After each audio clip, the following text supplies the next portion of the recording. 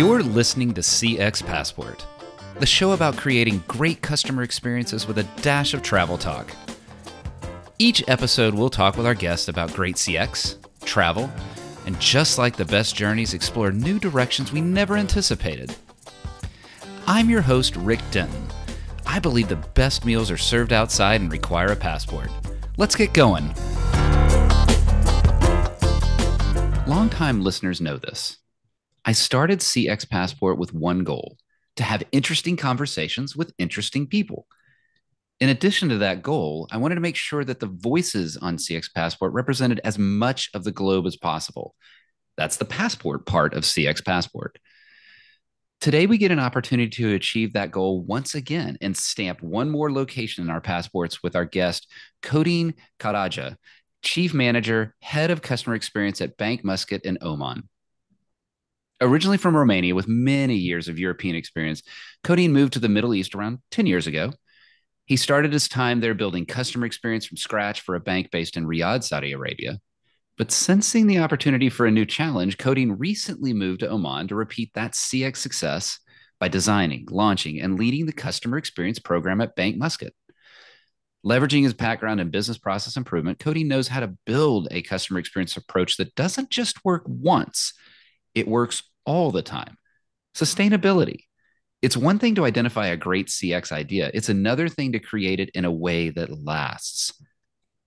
Codin and I met through a former CX Passport guest, Olga Budiaria, episode 46, have a listen, a fellow customer experience leader in the Middle East region. Even from my distance, 9,000 miles away, I sense the energy around customer experience in this region. There's something real. There's something tangible. It's exciting brewing here. I'm really looking forward to hearing that energy today. Codin, welcome to CX Passport. Thank you so much, Rick. It's a pleasure to be with you, and thanks for the kind invitation and for this overwhelming introduction. Well, it's all true, Codin, and I'm glad. And thank you for folks. It's late there. It's early here. It's great that we're able to talk. So I mentioned in that intro that you don't shy away from a challenge. You started customer experience programs from scratch for two banks in the region. So just start with me there. What is it like to start a CX program from the very beginning? Well, I believe daunting can be a very good There's a start. good start. Yeah, daunting. It's daunting and exciting. I really appreciate the first of all I have to say that I'm self-driven and I like to challenge myself. And that's actually one of the reasons I left Europe, as you said, almost 10 years back. And I came to the Middle East because I felt there is a certain environment, there is a certain opportunity, there is a certain appetite for change. Coming back to your original question, how is to start a VOC or a customer experience program? It's probably hard when you start it from scratch. Mm-hmm. Because you don't have a benchmark. You need to set this benchmark. You have some original expectations. Yes, people are looking to you and they want you to deliver things and so on. But on the other hand, it gives you a freedom. It gives you the freedom of shaping, of adapting the CX program, the whole framework to the specific of that company. Yeah. What I feel it's extremely exciting is this freedom that you have when you operate in a green field. Yes, there are high expectations, but in the same time, you can shape these expectations. You can actually utilize the opportunity of a green field to plant your seeds and to show the crops in the best way possible. Can I ask you about that right there, Codin? Because I think that's one of the biggest challenges of starting something from scratch is absolutely greenfield. You can do whatever you want, but then you're dealing with the company that's existed and you've dealt with people, right? A company is just a collection of humans, and those humans have been doing the same thing for however long they've been doing it. How do you go about the excitement of that greenfield, but balancing that with, wait, that's not the way we do things? Why are you changing it? So how did you kind of get things moving? Oh, that's really a great question. And I think this is actually probably in the top three questions when you start such a program, especially in the very very large organizations, because legacy, yes, it's a burden, and in the same time, it's something. It's a source of pride. So you need to Right. understand what type of language that organization speaks. Are they more into numbers? Then you bring numbers.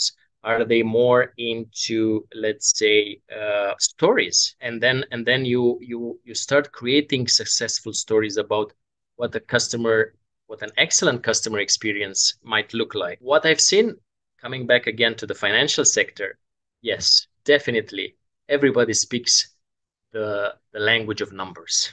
My approach is to first listen as much as I can and make a quick assessment. What are the key priorities for the key decision makers in that company?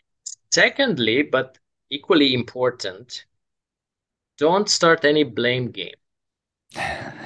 Okay. Because, Way too easy to get going because down the blame game, right? oh yeah, it's extremely easy, especially coming as an outsider and meeting lots of people who grew up in that organization, right? And who achieved things historically. You position yourself. I always like to position the customer experience area as a key enabler, as a supporter uh, for the business to make more money, for the customers to be happier, and last but not least, for the employees to be more happy. This is your captain speaking. I want to thank you for listening to CX Passport today. We've now reached our cruising altitude, so I'll turn that seatbelt sign off. While you're getting comfortable, hit that follow or subscribe button on your favorite podcast app so you'll never miss an episode. Love it if you'd tell a friend about CX Passport, leave a review so others can discover the show as well. Now, sit back and enjoy the rest of the episode. It's something that we struggle with in customer experience programs later, if they've been around for years or decades, around kind of proving their existence. And there's an ongoing debate around, hey, look, we shouldn't have to prove our existence. HR doesn't have to prove it. Finance doesn't have to prove it. It's just part of running a business. But especially as you're getting started, explaining, hey, this is so that you have business results. This is for employee engagement. This is for customer connectivity. How much of that, let's go beyond just sort of the banks where you have been, but let's just talk about that customer experience energy in the GCC region as a whole, that whole area there in the Middle East. Why do you think there is such a focus on customer experience? What is it that, if there's so much energy around it today, then people have already been convinced? Why do you think that is specifically in that region? Right, right. Well, I'll start with a few facts here up front, especially for our listeners who are not very familiar with the GCC region. So we talk about an overall population of around 54, 55 million people. All right. Located around 6 countries. So we have Oman, we have Saudi Arabia, you have the United Arab Emirates, you have Qatar, Bahrain, and Kuwait. And what is very, very interesting about this region, first of all, the average age in the region is around 27 years old. Interesting. If you go to the median age of the region, it's not far from the first one, 32 years old. Okay. For Oman, the numbers are even a little bit lower. The median is around 30 years old. So the energy, first of all, comes from the demographics. We do Okay. have a very young population, a population that is very well educated, a population that is extremely mixed. You have so many nationalities living here in a relatively small space. The energy comes also from the fact that the entire region is diversifying the economy. Okay. There is a certain pride to show to the world that, look, here it's actually a fantastic place to live. You have young population, energetic. You have a very strong commitment to diversify the economy. And I would say customer experience became almost like a natural enabler to make a difference, both in the private sector and in the government sector. Mm-hmm. because all the people here are heavy travelers, and they go around not only in the region, but population here are traveling back and forth to Europe, back and forth to East Asia, back and forth to Africa, back and forth to North America or South America. And there is an appetite to change things and to bring a unique flavor of the place, to create a brand about the GCC region. This whole energy is somehow the foundation. The skills are shaping. The education is extremely critical here in the region. And they want to bring together all the skills and competencies in order to create a future that has the local flavor, but in the same time is extremely future oriented, extremely modern. I would say to a similar extent, I've seen this also in Singapore. Ah, yes. And we certainly, I think perhaps Singapore's story, at least was an earlier story to be told and one that a lot of us have heard. But to equate it to the energy of Singapore certainly, yeah, will resonate with a global traveler or, a global business person or someone who's kind of aware of that energy. I I like what you said there about, and I've asked other folks from the region, what is it that's driving this excitement? And I think it's interesting how you mentioned the two things of the demographics themselves, and then the desire to represent an economy that is beyond, what many who are just perhaps not steeped in the economy think it's energy specific or just exclusively oil and gas or whatever that might look like, but that there's so much more there and to represent the economy in that way. You mentioned something right there at the end and you said there's some differences between the regions, and I think especially me as a Westerner, someone from the US, I don't have as great of an awareness of what those differences are between Saudi and Oman and Qatar and what that might look like. uh, if the whole region is customer experience focused, but each country has its own flavor, how would you describe it in Oman? You're my first guest from Oman. So let's talk about it specifically. What are the expectations around customer experience? What's unique about the Oman region when it comes to customer experience? I like very much this question because Oman has actually a fantastic history. It's the oldest established country here in the region. It used to be a very large empire hundreds of years back. Used to be very active in the trade space towards India and towards the Eastern African coast. Used to have, again, a mixed population since long time back. So what is very unique about Oman, first of all, is the stamp of tradition and the stamp of very small culture. The population is almost 5 million people. And okay. Locals are anywhere like 60%. Having this huge historical background, having this very unique tradition, makes this place, when I say the stamp of tradition is visible, I mean literally it's visible anywhere. The architecture, you find this architecture only here.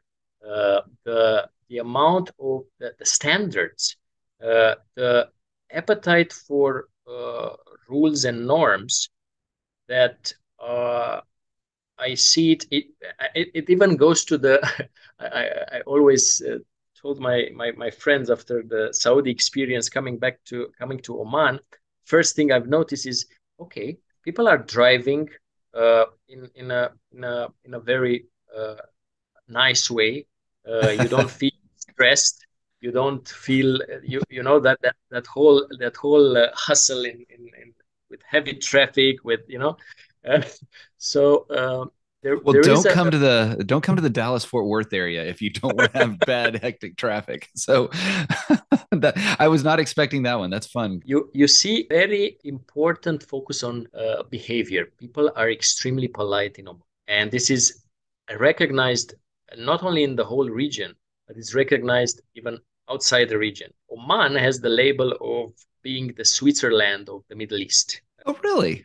Yes. Okay. Yes. Yeah, and I found it interesting. Even some friends back home, they were mentioning this label to me. It comes again to the fact that the population being small, everybody knows everybody. Mhm. So it's somehow shameful to do something bad or to have a bad behavior in public where everybody knows you and everybody knows your family and everybody knows your history. So you are proud of your family, of your roots. So you don't want any bad behavior to put a bad label on the entire family and so on. And there is a second very unique flavor of Oman. It has the best landscape in the region. Oh, The sea and the mountains are very close one to another, pretty high mountains, up to 3,000 meters, sorry. And oh, you find it and you find fantastic gems when it comes to hidden places, even where if you know your way and if you know the right people, you can discover really untapped territories.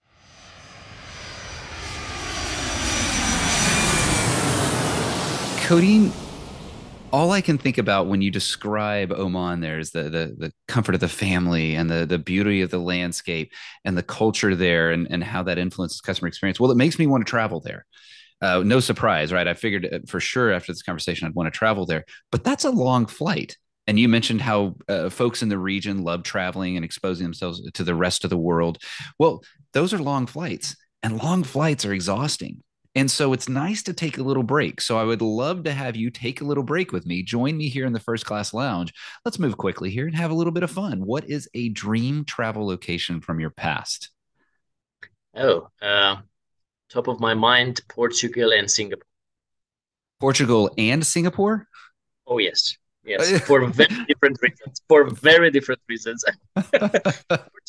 Portugal for being uh, a place where you really find fantastic food, you really find great people, great landscapes, amazing wine, and Singapore for a totally different reason, for the fact that I find Singapore as a citizen-centric country from the perspective that in you have a very small size, you have an island. Mm-hmm. Struck me first time there was the amount of green areas, Yeah. the amount of the amount of effort people are putting together to have a very healthy lifestyle.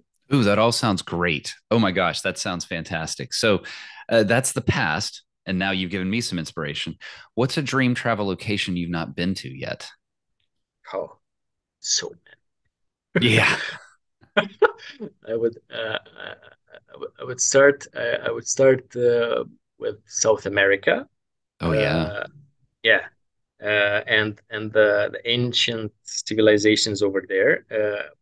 Then I'll put again. I have to. I cannot find only one area, so I'll go also to Africa, countries like Kenya and Nigeria and Rwanda. Those are, I actually had a guest early on, Jonathan Daniels. I can't remember which episode, but I think it was in the teens. And his wife is Rwandan. And so he talked about traveling to Rwanda and it just sounded spectacular. And I never would have added it to my travel list. And after hearing him, I'm like, yes, I want to go. And now it's good to know that you Yeah. want to head over there as well. What is one of the things I love about global travel? I imagine you're the same, is food. So, in general, what is a favorite thing of yours to eat? Oh, here is very simple. Uh, a good steak is always a Yeah, fantastic. I'm a Texan, so when you talk about steaks, I'm like, that's right. You head over here, and we'll I get you a good guess you steak, resonate. Yeah. Codine. So let me get you something good at one of our great steakhouses. Now, on the other side, what is a thing your parents forced you to eat, but you hated as a kid? Vegetable soup. I, Uh, man, I love it when a guest has a quick answer like that. the specific Vegetable soup. word for it is chorba. The specific word for it is chorba because it's used very much in the Arabic space as well. The same word we are using it. The Turkish people are using it. That chorba was something that Oh my initially I hate. goodness. Oh my goodness. Yeah, that vegetable soup can get folks. It's amazing. I'll have to look the specific one up that you mentioned. Now let's go back and close out with thinking about travel. We got to get back in the air, leave the first class lounge, sadly. What is one travel item, not including your phone, that you will not leave home without? Well, definitely the charger. But on a more serious note, I take my laptop and a book.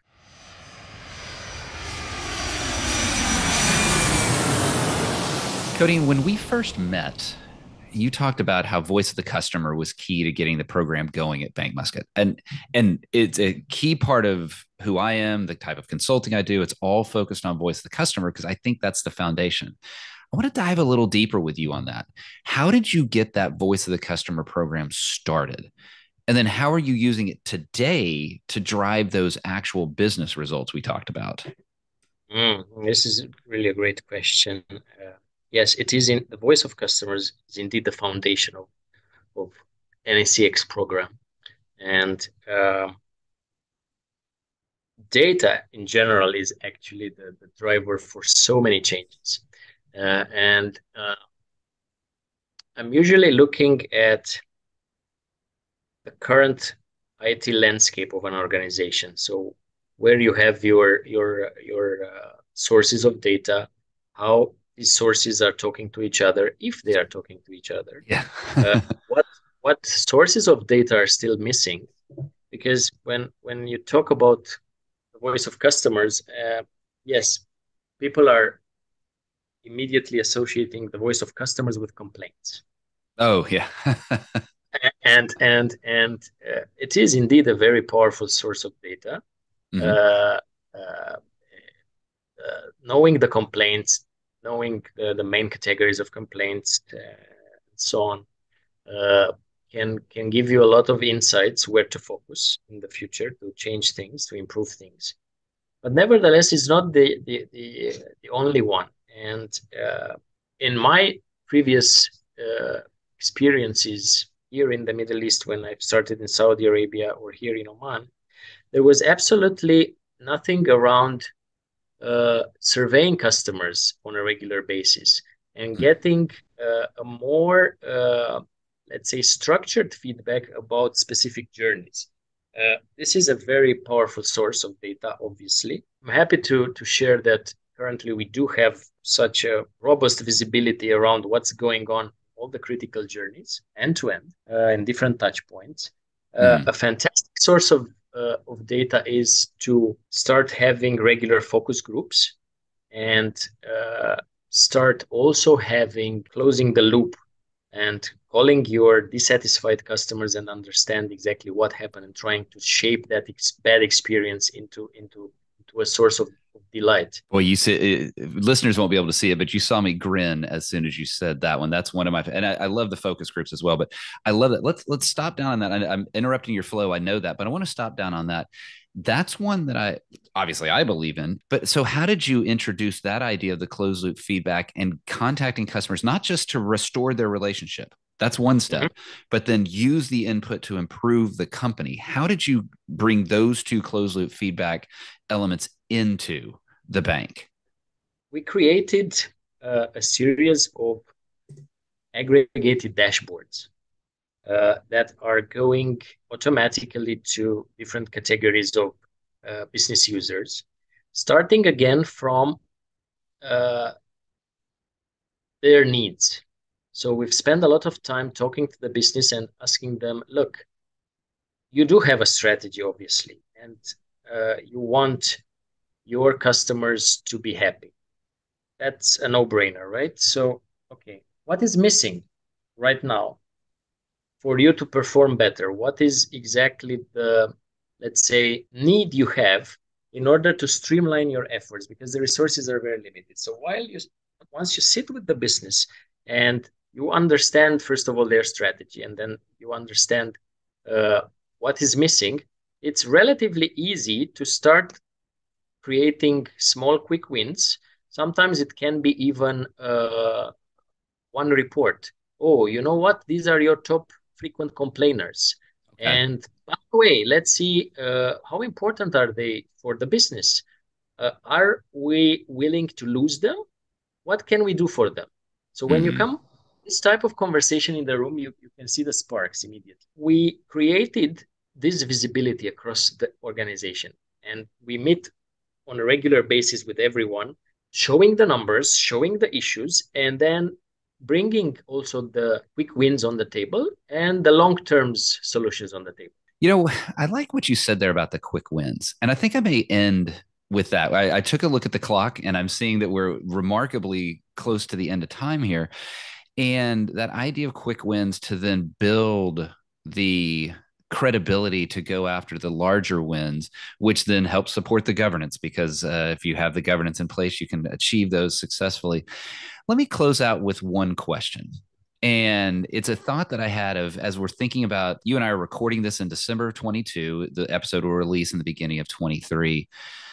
What are you thinking about for 2023 when it comes to your customer experience program? What's your pain point? What's your challenge? What are you hoping to solve in 2023 when it comes to your customer experience program? Great question. Thanks again. 360 view of the customers to really have this visibility, understand their behavior, bringing tailored offers in a digital way as much as possible, because what we notice is very specific for our customers' needs. There is a pretty good appetite for digital services. And we do have pretty clear roadmap to translate all our products and services journeys from branches to the digital channels in 2 to 3 years. So basically, you will not need to go to the branch anymore. And we see this especially in the very young segment of our customers. So 360 view is one of the key things for next year. Okay, so the 360 view, the introduction of digital. Now, you didn't ask me for this, but I would say, please, please, please don't abandon the humanity in that digital as well, because you still want to keep that humanity in place, right? Absolutely. And here we do have a culture where the face-to-face conversation is a must. Yeah. It's embedded, as we like to say, it's embedded in the DNA of the people. And we do perceive ourselves and promote ourselves as a brand, as a listening bank, as a bank that is serving better every day. Yeah. So you need the human touch. You cannot avoid the human touch, no matter what. Yes, do the simple things. Always give options. Always, yeah. We like to say that we give the customers to choose how to interact with us. I love it. That is fantastic. You can do it in the branch. You can do it digitally. You can do it hybrid. Excellent. Yes. That's what we're going to end on, because I love that idea of give the customers what they want, when they want, in the method that they want it. Be that digital, be that human, be that hybrid. It's fantastic. I love it. Let's end there. Codin, if folks want to get to know a little bit more about you, Bank Muscat, what's the best way for them to learn more about you and the brand? So I'm pretty active on LinkedIn, posting frequently over there.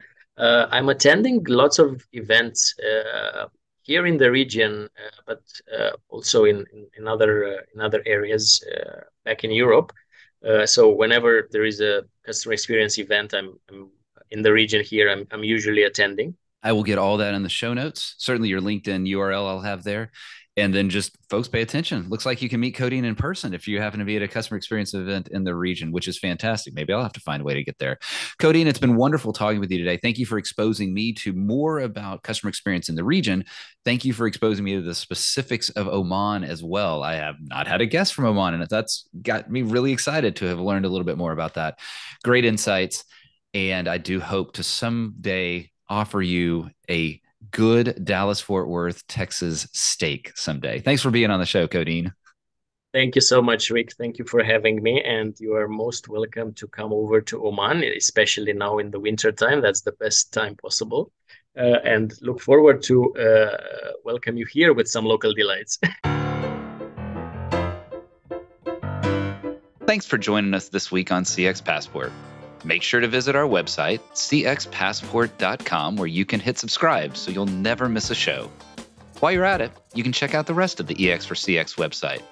If you're looking to get real about customer experience, EX for CX is available to help you increase revenue by starting to listen to your customers and create great experiences for every customer every time. Thanks for listening to CX Passport, and be sure to tune in for our next episode. Until next time, I'm Rick Denton, and I believe the best meals are served outside and require a passport.